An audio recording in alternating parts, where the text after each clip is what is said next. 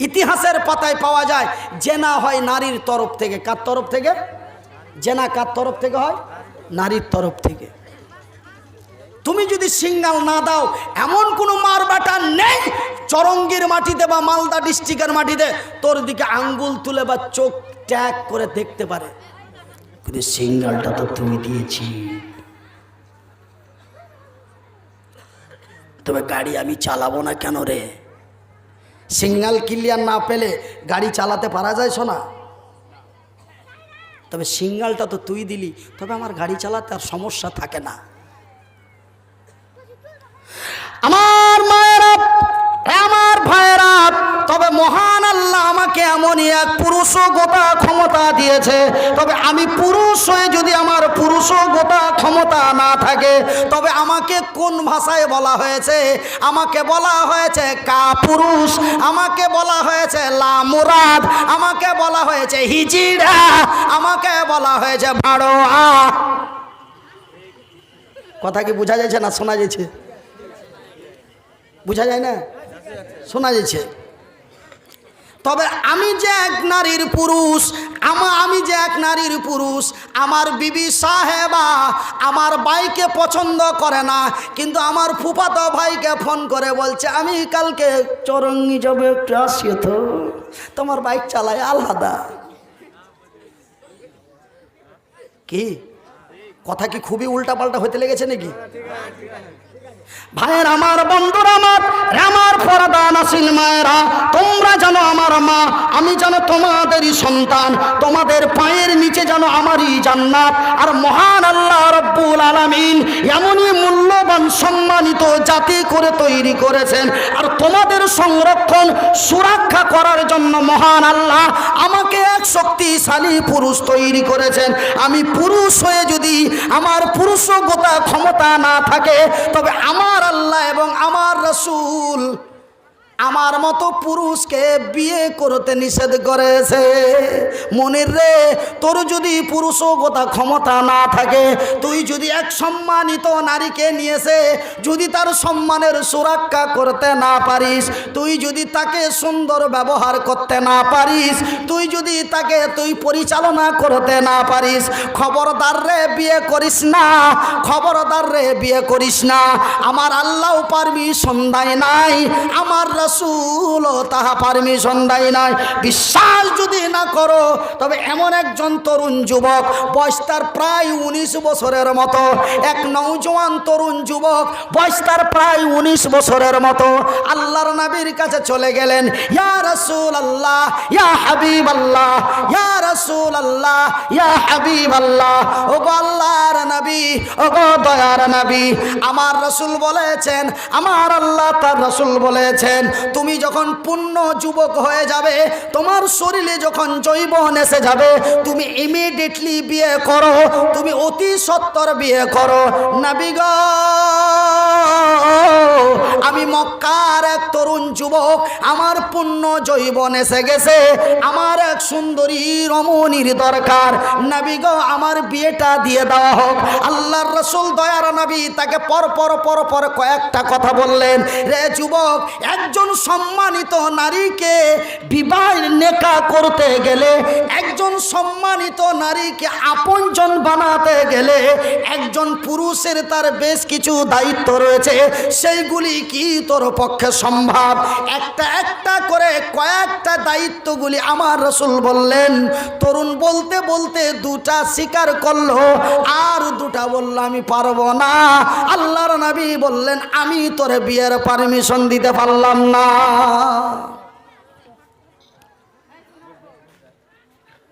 আমি তোর বিয়েও দিতে পারবো না, তোকে বিয়ে করে লেগা বলে এই পারমিশনটাও দিতে পারবো না। কি করবে? উল্টা পিঠ দিয়ে যাইছে, উল্টা পিঠ দিয়ে যে ফের ঘুরে এসে গেছে, ইয়া রাসূলুল্লাহ, ওগো আল্লাহর নবী, দয়ার নবী, আমার নবী নিষেধ করেছেন, পারমিশন দেয় নাই, আমি তাহা করব না। কিন্তু নবী গো, আমার রাত্রি বেলায় ঘুম আসে না, খাও একবার এই পাশি ধরি, একবার ওই পাশি ধরি, একবার অন্ধকার রাত্রে উপর দিকে তাকিয়ে থাকি, একটু চোখ বন্ধ হলে চুবেরের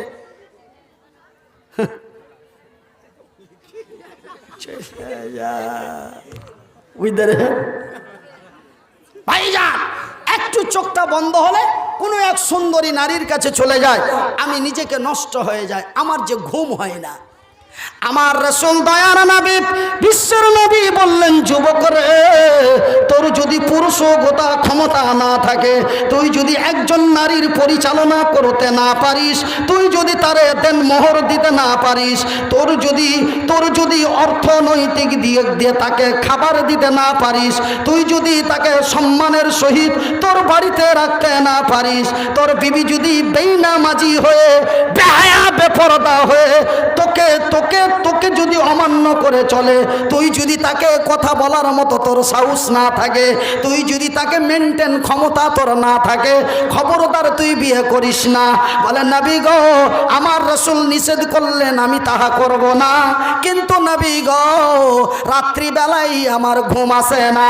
আল্লাহর নবী উত্তরের জবাবে বললেন, যুবক রে, তোর জৈবন যদি জ্বালা দেয়, তোর জৈবন যদি হোড়া দেয়, তোর জৈবন যদি উত্তেজিত করে, আমি রাসূল তোকে তবু বিয়ের পারমিশন দিতে পারলাম না। যুবক রে, তুই প্রতি মাসে 4টা 5টা 3টে 4টা 5টা করে রোজা রাখ, আল্লাহর দিকে ধ্যান হবে, আল্লাহর জিকিরে মগ্ন হবে, তোমার আস্তে আস্তে তোমার জৈবনের পাওয়ার সেই দিকে আর খেয়াল হবে না। ভাইজান অনেকগুলি কথা লুক্কায়িত রয়েছে, আমি তাহা বলতে চাই না। আমার বলার উদ্দেশ্য হলো, আমার রাসূল তাকে রোজা রাখার পারমিশন দিলেন, কিন্তু বিয়ে করার পারমিশন তাহা দিতে পারলেন না, বা আমার নবী তা দিলেন না। তবে মা গো বনরে, আমার আল্লাহ তোমাদের কতই মূল্য দিয়েছে, আমার আল্লাহ তোমাদের কতই মর্যাদা দিয়েছে। একজন পুরুষ যদি তার পূর্ণ পুরুষগতা ক্ষমতা না থাকে, তবে তোমার অসম্মান করার জন্য তোমার মতো এক সুন্দরী রমণীকে বিয়ে করতে নিষেধ করেছে। এতই সম্মান, এতই মূল্য আল্লাহ দিয়েছেন। ভাইজান আমি মনিরউদ্দিন আপনারাকে আর একটা কথা বলবো, তবে আপনাদের তো এতক্ষণ ধরে আমি বললাম আপনাদের সম্মানের কথা, এইবার আমি মনিরউদ্দিন আপনাদের বলবো যে কি, এই যে আমার এই পকেটে কটা মোবাইল আছে ভাই? দুটো। আমার পকেটে কটা মোবাইল আছে? দুটো। তো একটা মোবাইল দুটোর দাম কত? মোটামুটি একটা আইডিয়া বলে দেন। হয় হবে না তো হবে না।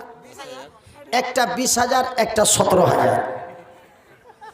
তবে একটার দাম 20,000 আর একটার দাম 17,000। দামটা কি তার নির্ধারিত। আমি যে মাউথ স্পিয়ারে কথা বলি এর দাম কত? 3,500। তবে ঠিক একজন নারীরও দাম আছে। এই জিনিসটা যেমন বিনা টাকায় পাওয়া যায় না, ওই জিনিসটাও বিনা টাকায় পাওয়া যায় না। তবে এর যেমন একটা দাম আছে, ওরও একটা দাম আছে। তবে একজন নারীর দাম কত? এটা তো বলে দিলেন 3,500, এটা তো বলে দিলেন 20,000। তবে একটা নারীর দাম কত? একজন দাঁড়িয়ে বলবেন, আমি তাকে খুশি করে 100টা টাকা চা খেতে দেবো। একজন নারীর দাম কত? একটা নারীর দাম কত? একটা নারীকে যদি আপনি আপনজন করে বুকে জড়াতে চান, তার একটা মূল্য লাগবে, তার একটা দাম লাগবে। সেই দামটা কত? 1 লাখ না 1,000, 1 কোটি না 100 কোটি? দাম কত? তবে ভাইজান আমি এই কথাটাই আপনাদের বলবো, একজন নারীর দাম কত? 100 না 1,000, 1 লাখ না 1 কোটি? আমি তার পূর্ণ ক্লিয়ার আপনাদের বলে এখান থেকেই বিদায় নেব। তবে ভাইজান একটা কথা আমি এক্সট্রা করে আপনাদের বলতে চাই, তবে আপনাদের সাথে আমি একটু কথা বলবো। আমি একজন নারীর দাম কত এই আলোচনাটা আমি করব। আমরা তো এতক্ষণ ধরে শুনলাম নারীর সম্মান কি, তাদের কতই সম্মান।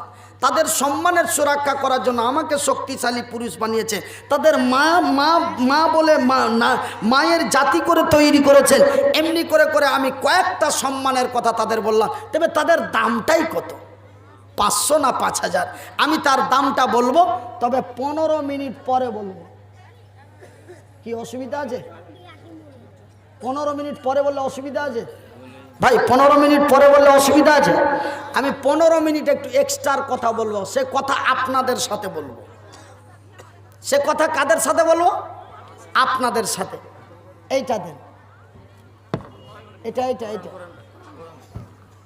আমি 15 মিনিট আপনাদের সাথে একটু এক্সট্রার কথা বলতে চাই। আমার মায়েরা কেউ উত্তেজিত হবেন না, একটু ধৈর্য ধরে বসুন। আপনাদের দামটা আজকে ফাইনাল করে দিয়ে চলে যাব। আজকে তোমাদের দাম নিয়েও এরা ছিনিমিনি করছে। দিব দিছি বলে বাকিতে বেহে খেয়ে দুনিয়া থেকে চলিয়েছে।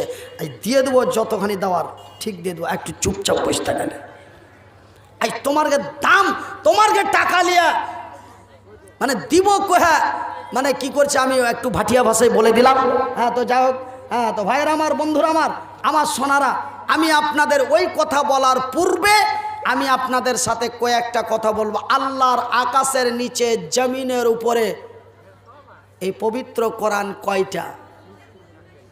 দুটো ছেলে আমার সাথে কথা বলার জন্য রেডি হয়ে যান। ওরা যদি মনে করে হাত নাই পা নাই, এরকম অক্ষম মানুষ, ওর কথা শুধু আমাদের কথা বলতে হবে, আমাদের কোনো দাম নাই, এরকম বলে যদি ওনারা এরকম মনে করে না বলে, তুই চারটা আমার প্রিয় বন্ধু তৈরি হয়ে যান তো। আল্লাহর আকাশের নিচে, জমিনের উপরে এই কোরআন কয়টা? একটা। এই কোরআনের ভিতরে পারা কয়টি? এই কোরআনের ভিতরে সূরা কয়টা? 114টা। এই কোরআনের ভিতরে আয়াত কয়টা? 6666। এই কোরআন আল্লাহর নবীর জন্মের পূর্বে ছিল কি ছিল না? কেউ বলে ছিল, কেউ বলে ছিল না। কথা কিন্তু দুরকম হয়ে যাচ্ছে। কেউ বলে ছিল, কেউ বলে ছিল না। এই পবিত্র কোরআনের সর্বপ্রথম সূরাটির নাম কি ভাইজান? কেউ বলেছেন সূরা আলাক, কেউ বলেন আবার সূরা ফাতিহা। কেন? প্রথম যাকে দেখব তাকেই যেন প্রথম বলবো, এই জন্য কেউ সূরা ফাতিহা বলেছেন, আবার কেউ সূরা আলাক বলেছেন। কিন্তু ভাইজান, যিনারা সূরা আলাক বলেছেন তিনারাই যেন বলেছেন রাইট। তবে এটা কেন প্রথমেই পৃষ্ঠায় পাওয়া গেল? ভাইজান, আল্লাহর আকাশের নিচে, জমিনের উপরে আল্লাহ ব্যতীত অন্য কোনো ব্যক্তির প্রশংসা করা যায় না। এই সূরা ফাতিহার মধ্যে আছে আমার আল্লাহর প্রশংসা। এই পবিত্র কোরআনটি আল্লাহর আকাশের উপর থেকে আল্লাহর জমিনে গারে হিরাই যখন আসেন, একভাবে এইভাবে কোরআনটা আমার নবীর কাছে এক গুটিতভাবে আসেন নাই। এক এক জায়গায় এক এক রকম হয়ে, এক এক সিস্টেমে, এক এক ভাষায় এসেছেন। ভাই গো, এই কোরআনটিকে যখন বিভিন্ন জায়গা থেকে কুড়িয়ে গুটিয়ে এক জায়গায় করে একটি কিতাব বানানো হলো, তখন প্রথম শব্দটি, প্রথম সূরাটি লিখতে হলো সূরা ফাতিহা। কিন্তু আল্লাহর আকাশের উপর থেকে আল্লাহর জমিনের নিচে সর্বপ্রথম যেই সূরাটি গারে হিরাই এসেছেন, সেই সূরাটির নাম হলো সূরা আলাক। তবে ভাইজান, সিরিয়ালের দিক দিয়ে প্রথম সূরা হলো ফাতিহা, নাজিলের দিক দিয়ে প্রথম নাজিল হলো সূরা আলাক। ভাই গো, মক্কা, মদিনা, তায়েফের মাটিতে দুটো ঐতিহাসিক গুহা আছে। গুহা মানে গর্ত আছে। একটা গর্তের নাম হলো গারে হেরা, আর একটা গুহার নাম হলো গারে সওর। এই দুটোই গর্ত আল্লাহ আমাকে দেখেছে। একবার জোরে বলি আলহামদুলিল্লাহ। গারে হীরা তো শুকরিয়ানা 2 রাকাত নামাজ পড়েছি, গারে সরও 2 রাকাত শুকরিয়ানা নামাজ পড়েছি আপনাদেরই দোয়ায়। একবার জোরে বলি আলহামদুলিল্লাহ। তো আল্লাহর রাসূল গারে হীরায় আল্লাহর জিকিরে ধ্যানে মগ্ন ছিল। ওই ভ্যানেরা তো ছিলেন নবী গারে হীরাতে। ভ্যান মানে ধ্যান, আল্লাহর ধ্যানে মগ্নে সিজদায় পড়েছিলেন। আর ওই মুহূর্তে জিব্রাইল আমার রাসূলের কাছে আসছেন। ওই ভ্যানেরা তো ছিলেন নবী গারে হিরাতে, এ ফুরকানে হামিদ, এ ফুরকানে হামিদ নাজিল হলো জিবরিল দ্বারাতে, এ ফুরকানে হামিদ, এ ফুরকানে হামিদ নাজিল হলো জিবরিল দ্বারাতে।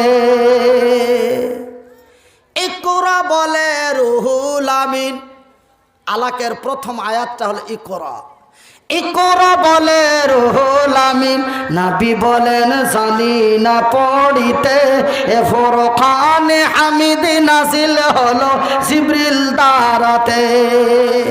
জিবরাইলের হাত দুখানায় ধরল চেপে নবীর সিনা, জিবরাইলের হাত দুখানা ধরল চেপে নবীর সিনা, এমনি করে নবী আমার লাগিলেন পড়িতে।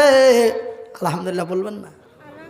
সেদিন যদি আমার আল্লাহ আমার নবীকে পড়তে না বলতেন, নবী যদি না পড়তেন, এইভাবে যদি নবীকে পড়া না হতো, মনিরুদ্দিন এখানে বসতে পেত? আলহামদুলিল্লাহ বলেন।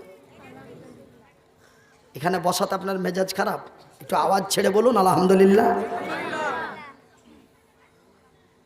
এ জিবরাইলের হাত দুখানায় ধরল চেপে নবীর সিনা, এমনি করে নবী আমার লাগিলেন পড়িতে, এ ফুরকানে হামিদ, এ ফুরকানে হামিদ নাজিল হলো জিবরিল দ্বারাতে। এই কোরআন এমন একটি কিতাব, এই কিতাব নিজেই বলছে, এই কিতাব নিজেই বলছে আমাকে যদি কোনো পাহাড়কে দেওয়া হতো, পাহাড়টা তার ভেঙে ভস্ম হয়ে যেত, কিন্তু এই কোরআন